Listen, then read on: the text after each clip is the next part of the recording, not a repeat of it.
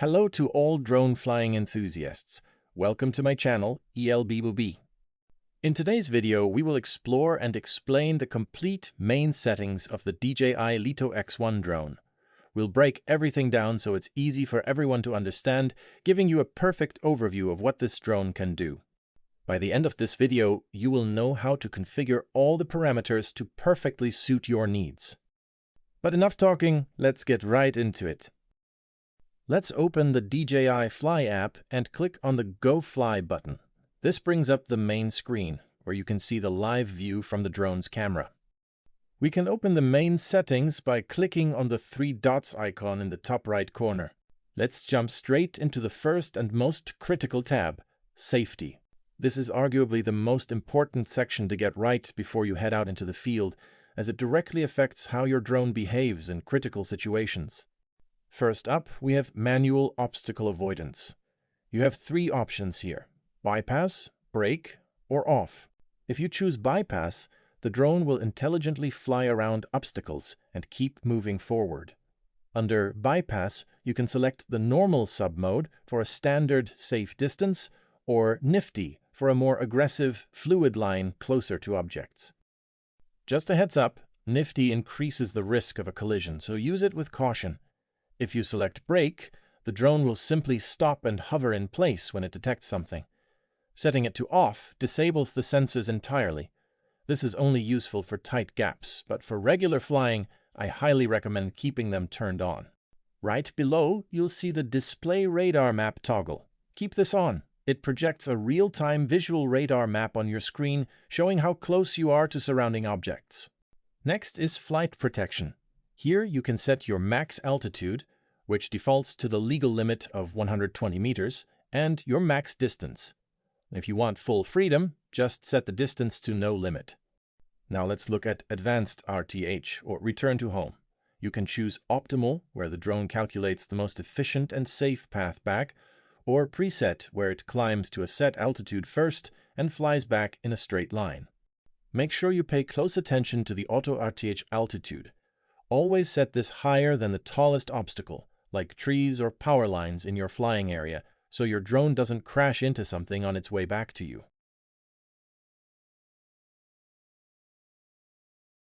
Under AR settings, you can toggle Augmented Reality Overlays. These are great for orientation. You can display the AR home point, the AR return to home route, and even the AR aircraft shadow, which helps you see exactly where you're going to land.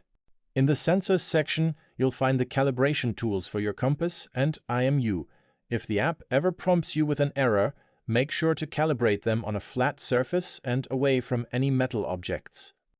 Moving down to Power and Battery, you can enable handy shortcuts like Unfold Arm to power on and Fold Arm to power off. If you tap into battery info, you can check the real-time voltage of individual cells, the battery temperature, and the total number of battery cycles. To wrap up the safety section, we have a few extra tools. For aircraft LEDs, I usually set this to auto so they turn off while recording and don't ruin the footage. Unlock GEO Zone allows you to unlock restricted airspace directly through your DJI account. If the worst happens, Find My Drone will display the last known GPS coordinates on the map and trigger the drone to flash and beep so you can find it easily. Finally, in Advanced Safety Settings, you decide what the drone should do during a signal lost event, whether it should return to home, descend, or just hover in place. I also recommend leaving the emergency propeller stop on emergency only, so you don't accidentally cut the motors mid-flight. Moving on to the second tab, Control. This is where we customize how the drone handles and responds to our inputs. Now we're diving into the Essential Control tab. Right at the top, you can select your preferred measurement units, choosing between meters, kilometers, or imperial miles. Moving on to Focus Track settings. This is where you configure the intelligent tracking behavior for people or vehicles. You can adjust the inner and outer radius, which defines the drone's horizontal distance from the subject. Just below, you'll find the tracking height settings along with the camera motion responsiveness, ranging from a smooth normal mode to a snappy fast mode for dynamic shots. If you plan on flying low, the near-ground flight feature allows the drone to descend below the standard safety threshold. However, the app will prompt a warning about the increased risk of colliding with obstacles.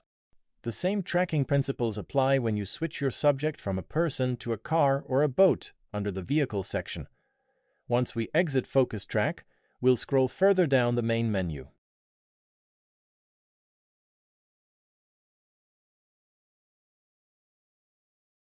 Okay, next. The Gain and Expo Tuning section is critical for adjusting your flight sensitivity. For Cine, Normal, and Sport modes, you can define your maximum horizontal speed as well as ascent and descent speeds. You can also fine-tune brake sensitivity, angular velocity, and yaw smoothness, or tweak the stick expo curves to achieve perfectly fluid cinematic footage. In the Gain and Expo Tuning section, we adjust stick sensitivity. The graph shows that the green curve softens the drone's response around the center, with a range from 0.1 to 0.9. All three axes are currently set to 0.25. Pitch roll controls forward and sideways tilt. Yaw manages smooth rotation around the axis. Up-down regulates descent and descent speed. Moving on to the camera tilt settings. First, we have Max Control Speed, which dictates the maximum speed of the gimbal movement. I keep this set to 10 degrees per second for precise shot control. Right below is Tilt Smoothness, set to 15. This setting determines the braking smoothness. The higher the value, the more gradual and cinematic the camera stop will be when you release the gimbal dial.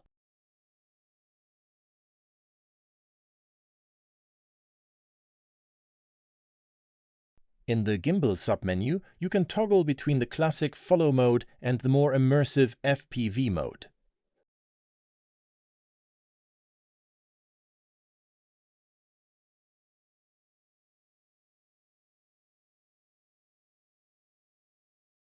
At the very bottom of the main menu, you'll find the Remote Controller Management. Here, you can enable phone charging, customize the functions for the buttons on the back, and select your control stick style.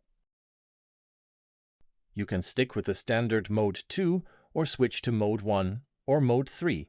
Every mode change requires a confirmation, as it completely alters stick behavior. In the Stick Mode menu, you can configure your remote controller layout. I personally fly in the standard Mode 2, which is also the most common setup. In this mode, the left stick controls your throttle and yaw, while the right stick manages all directional movement, pitch and roll. If this doesn't suit you, this menu allows you to switch to Mode 1, Mode 3, or fully customize the layout.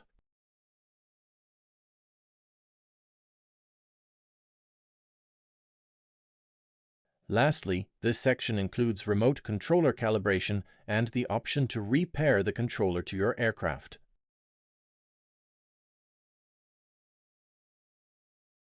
Let's head over to the Camera tab. The first crucial step is selecting the color profile, and as you can see, I'm switching to normal mode here. I use D-Log-M as my go-to profile because it just works better for me. This profile is great because it auto-adjusts and bakes the colors right in, so your footage is ready to use immediately. If you don't want to mess with color grading in post-production, feel free to just leave it on normal. However, if you want to unlock the absolute maximum potential of the sensor and have full control later in post-production during color grading, you should definitely shoot in D-Log-M. Shooting in log also unlocks the Color Display Assist feature, which converts the flat, gray preview on your screen into natural colors for better monitoring, while the SD card captures the full dynamic range. For the coding format, I select a highly efficient H.265 codec, which delivers top-tier image quality at a smaller file size. I keep the container format as a universal MP4. Video subtitles are kept off. Under the General section, you'll find Anti-Flicker. I leave it on auto, but if you're flying under artificial lighting in Europe, it's wise to manually lock it to 50 Hz to prevent light strobing. For the anti-flicker setting, it all depends on the region. 50 Hz is used for Europe, Asia, and Australia, while 60 Hz is meant for North America, like the US and Canada. Picking the right frequency prevents artificial lights from flickering in your video. Next up is app recording, which lets you record ambient audio from your smartphone or RC microphone during the flight. For exposure control, I highly recommend enabling both the histogram and the overexposure warning to easily spot clipped highlights. To nail your framing and follow the rule of thirds, turn on Gridlines. I personally use the standard grid combined with the center point.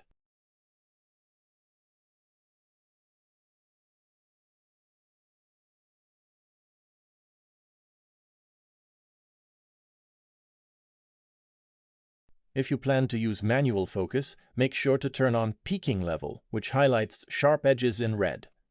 Now, let's talk about a critical setting: white balance. Never leave this on auto, as the drone will shift color temperatures mid-flight depending on whether it's looking at green fields or concrete buildings. Switch to manual and lock the temperature based on the conditions. Around 5,500 Kelvin is ideal for a bright, sunny day to ensure perfect color consistency.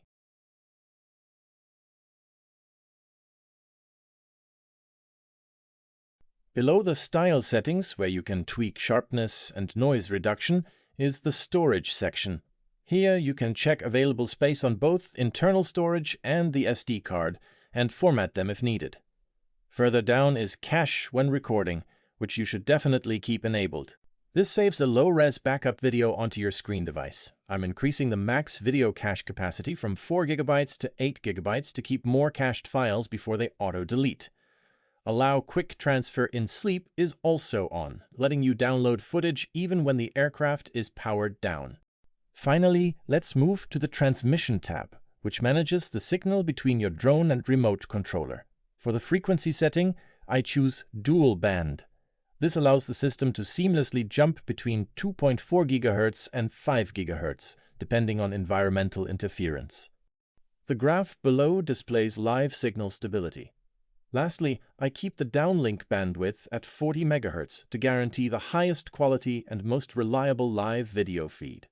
And that's a wrap for today. If this video helped you get a better handle on these settings, I'd really appreciate it if you could hit that like button and subscribe to the channel.